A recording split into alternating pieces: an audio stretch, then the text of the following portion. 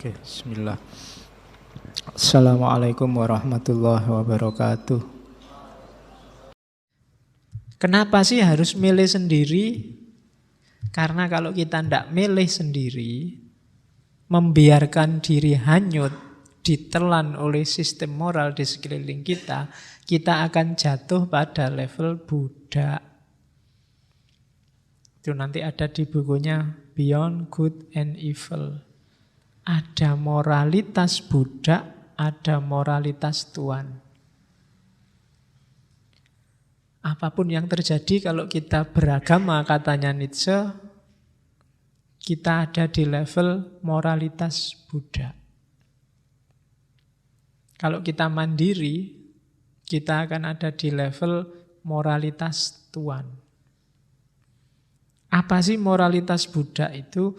Moralitas budak itu isinya serba was-was, serba takut, serba kira-kira benar nggak ya aku? Karena begitu aku salah dihukum. Setiap hari kita mikirnya, ini halal apa haram ini? Haram susah aku ini. Akan selalu begitu, kita hidupnya was-was. Ya bahasanya Nietzsche, peduli dan sensitif pada semua, mengutamakan orang lain, tidak egois, membantu yang kurang beruntung, berkorban, itu di antara cirinya. Berarti tidak mandiri, nggak pernah mikir awake dhewe. Budak itu kan gitu, dia tidak pernah mikir dirinya sendiri, yang dipikir majikannya. Sebelum majikannya tidur, dia tidak berani tidur, khawatir diperintah. Dan itu manifestasinya, kita kan tiap hari, mari kita jalin kepedulian. Kita susah tidak apa-apa, asal orang lain bahagia. Jangan egois, jangan mikir diri sendiri. Kan itu tiap hari kita nasihati begitu. Akhirnya diri kita sendiri hilang. Berkorban untuk sesama. Itu kan jargon kita banyak. Kalau Kemenak itu ikhlas beramal. Terus kan banyak jargon-jargon kayak gitu kan. Loh, katanya Nietzsche ini bunuh diri. Jadi tuan dulu, gampang nanti kalau ingin membereskan situasi. Kalau kita tiap hari hanya mikir orang lain, kita tidak ubahnya kayak budak.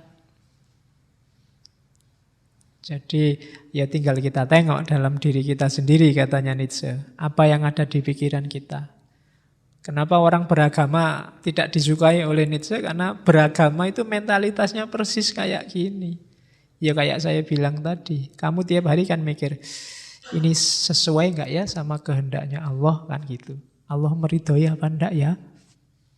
Dan kamu ngertinya Allah meridhoi apa enggak kan paling tanya kiaimu nanti, tanya ustadzmu. Ustadz kayak gini halal mboten? Halal. Kalau gitu haram, kan gitu. Sekarang ustadznya kan pinter juga, jadi ya milih yang sesuai cocok dengan kepentingannya dia kadang-kadang. Oke, jadi persis katanya Nietzsche, posisi kita jadi budak. Tidak pernah mikir dirinya sendiri, yang dipikir majikannya. Yes, moral rasional kadang-kadang majikannya ya orang lain, sesamanya. Hargailah sesamamu. Hormatilah kepentingan orang lain. Kayak kalau kita puasa, hormatilah orang yang berpuasa. Ini bunuh diri katanya Nietzsche. Ya mikir dirimu sendiri, kamu puasa apa enggak kan? Yang duluan itulah kok mikir orang lain. Kalau kamu puasa ya jangan makan, kalau enggak puasa ya makanlah. Kalau urusanmu beres baru mikirlah orang lain. Ini orang lain puasa apa enggak. Tapi kalau belum kamu mikir orang lain, itu bunuh diri, itu persis budak. Sebelum juragannya makan, kamu enggak makan dulu. Sebelum juragannya tidur, kamu enggak tidur dulu. Ini moralitas budak. Hidupmu kamu serahkan 100% pada majikanmu. Oke, apalagi agama. Agama itu ancamannya lebih dahsyat. Agama tidak cuma hukuman dunia, nanti ada hukuman akhirat. Kamu bisa disetrika, disate nanti di akhirat kalau berani macam-macam. Ya kan ngeri tuh kamu membayangkan. Waduh, disate besok ditusuk dari atas sampai bawah, dibakar, Kasih kecap terus diputer. Ndak bayangke loh kamu di neraka itu ngerinya. Loh, kalau neraka ya gambarannya pokoknya ngeri tok isinya di sana. Barang siapa yang suka mengadu, saya dulu kecil diceritain gitu, yang suka ngadu jago, besok kita akan diadu. Barang siapa yang ngadu jangkrik, besok kita diadu oleh jangkrik. Oh itu kan ndak bayangke. Berarti besok promotor tinju itu diadu oleh petinjunya, kan dia yang ngadu orang, besok diadu oleh orang. Oke. Jadi moralitas Buddha, melakukan sesuatu yang bukan kepentinganmu, yang bukan kebutuhanmu, yang bukan keinginanmu. Oke, tapi rasanya enak loh kadang-kadang gitu Pak. Nolong orang lain itu nyaman. Kalau katanya Nietzsche, alah nipu. Ndak. Kalau mau jujur ya ndak. Uang kita, sedekahkan semua untuk yang lain. Nanti rasanya nyaman, bisa ngapusi. Enggak. Orang mungkin tetap ganjel. Meskipun ustadznya bilang ikhlas ya. Ya ikhlas tapi ya apa tetap. Kalau ditanya yang jawabnya ikhlas tapi hasilnya ya ganjel tetap. Ndak alami. Ya paling ndak ya jawab apa? Ya berat sih tapi gimana lagi. Ngono ndak apa-apa, itu lebih jujur daripada ya ikhlas padahal ndak. Jadi ndaklah katanya, ya mikir buat kamu dulu dong. Kalau ada sisanya baru buat yang lain. Jangan semua buat yang lain, itu namanya bunuh diri. Mental kita jadinya mentalitas Buddha. Ya kalau dalam agama, kalau saya percayalah Allah menurunkan kita ke bumi ini tidak untuk dibikin susah. Dia nyuruh kita seneng, bahagia. Kok gara-gara dan dikasih bantuan agama, dikasih bantuan Nabi, itu menurut saya biar kita sukses, senengnya bisa memuncak, senengnya bisa semakin tinggi. Kalau gara-gara agama kok kita sumpek, ada yang salah dengan keberagamaan kita. Ada yang keliru. Oke, dan menurut saya banyak kisah-kisah Nabi yang konotasinya memang kemanusiaan kok, bukan bunuh diri. Tidak pernah Nabi nyuruh kita sedekah seluruh harta kita. Dompet mana? Dompet kan ada yang gitu. Kasih semua isinya. Itu bunuh diri namanya. Kamu tidak bisa pulang duit mentek. Jadi wajar-wajar saja. Untuk kepentinganmu berapa, sisanya berapa. Kalau enggak, kamu terjatuh di mentalitas Buddha. Banyak orang beragama ada di mentalitas ini. Mentalitas Buddha. Padahal katanya Allah kan yang boleh memperbudak kita cuma Allah. Jangan yang lain. Meskipun Nietzsche bilang tidak boleh ada yang memperbudak kita satupun.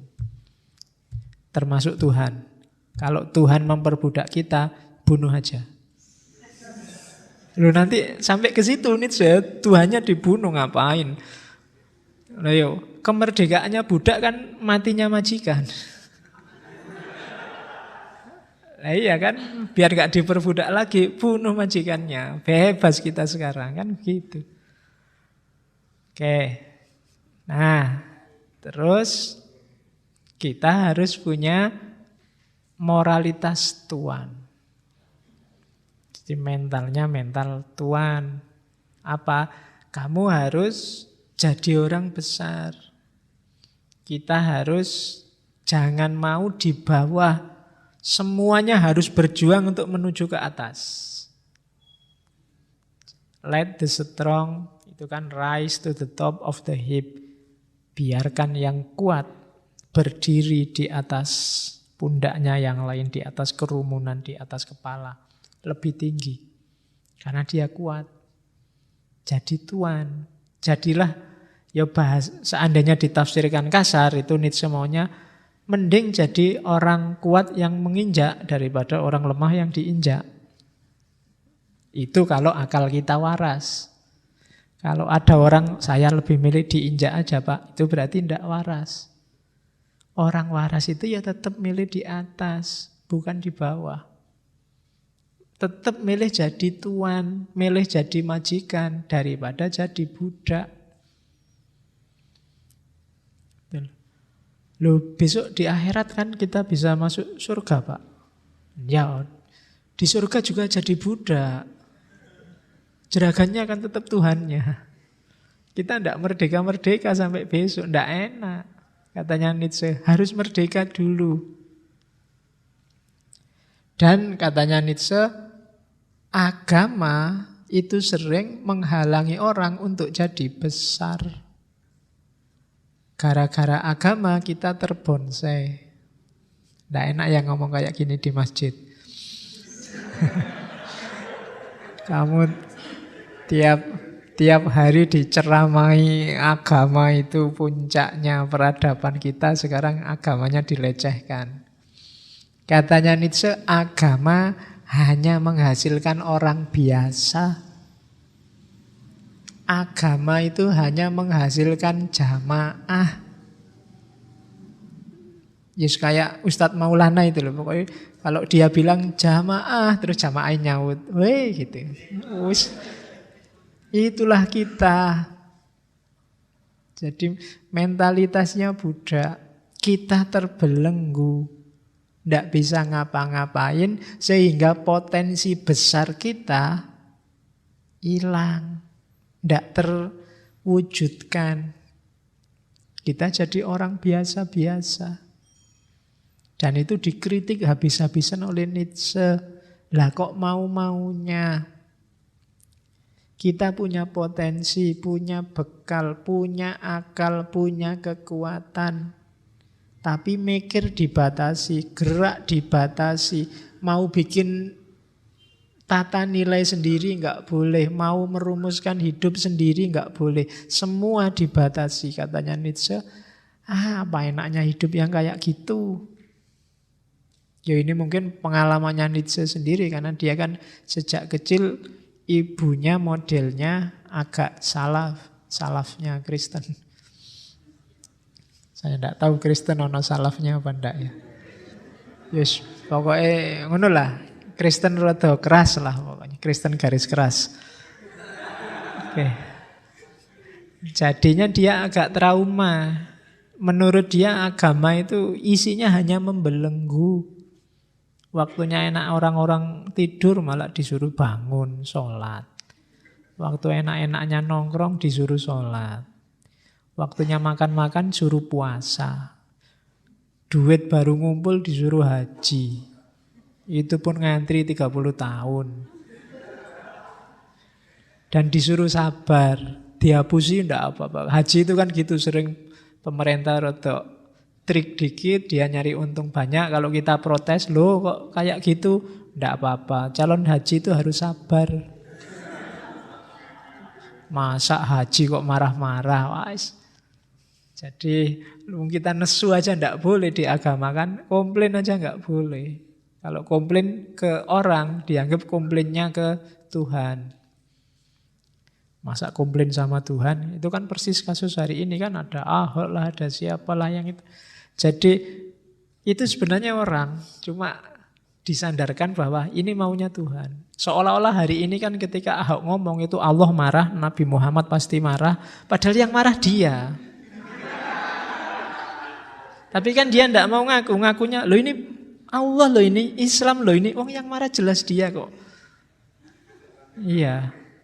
Yo kalau saya bayangkan misalnya, contohnya misalnya ada Nabi Muhammad beneran pas Ahok pidato itu, saya tidak yakin Nabi Muhammad langsung berdiri marah-marah, tidak mesti. Paling Nabi Muhammad senyum-senyum aja. Ya, lihat profilnya Nabi loh ya. Mungkin beliau cuma begitu, paling senyum aja. Meskipun dalam ceritanya kan banyak itu, Nabi nggak cuma ngomong yang menyinggung, dilempari batu, diludahi kan Nabi senyum aja. Didoakan yang baik malahan. Oke, itu contohnya. Ahok itu memang tidak ngerti Islam. Ya wajar om, dia Kristen. Lah iya kan. Aku ya bingung kok, kan ada yang komentar gitu, dia tidak ngerti. Lah ya kasih tahu dong, dia memang Kristen. Tapi ya susah sih ya kan, wis politiknya ada, terus marahnya ada, tadi ya. Kan kalau sudah marah itu kan tinggal akalnya tinggal 1/4 katanya. Jadi ya biarin aja sampai marahnya reda, baru diskusi. Kalau diskusi sekarang tidak bisa. Untuk nyari jalan terbaik. Ya biar aja besok demo. Siapa ngerti setelah demo marahnya reda. Kalau tambah marah, ya sing waras ngalah. Ya, saya tidak tahu yang benar yang mana, tapi marah itu jelas nanti jadi problem sendiri. Penyelesaiannya, kalau ini memang masalah, penyelesaiannya pasti tidak dengan marah-marah, tidak dengan tawuran. Ketika solusinya marah-marah atau tawuran, yang lahir problem baru, mungkin lebih besar. Jadi, jangan sampai bunuh nyamuk dengan cara mukul kepala pakai palu. Ya, masuk ada nyamuk kecil satu, njupuk palu diduduk ke anu ya. Nyamuknya bisa lolos, cuma kepalamu penjut mesti. Oke, jadi itu moralitasnya harus versi moralitas Tuhan. Penguasa hidup kita sendiri. Wong ya seandainya besok kita masuk surga atau masuk neraka kan dihitung sendiri-sendiri oleh Allah. Jadi seandainya kita kecemplung sumur, hasil pilihan jalan kita sendiri itu lebih lega daripada ditunjukin orang dan kecemplung sumur. Orang jalan lewat situ mas, nah situ terus plung kecemplung, kita kan mangkel. Tapi kalau pilihan kita sendiri kan mending, lewat sini aja lah nekat, kecemplung berarti aku keliru. Lebih nyaman daripada dikasih tahu orang, lurus mas, lurus, kecemplung. Nggak enak, mungkin maunya Nietzsche begitu, pilihlah sendiri. Wong toh kita nanti yang harus tanggung jawab sendiri. Jadilah Tuhan dalam hidup kita. Kurang lebihnya mohon maaf. Wallahul muwaffiq. Wallahu a'lam bissawab. Wassalamualaikum warahmatullahi wabarakatuh.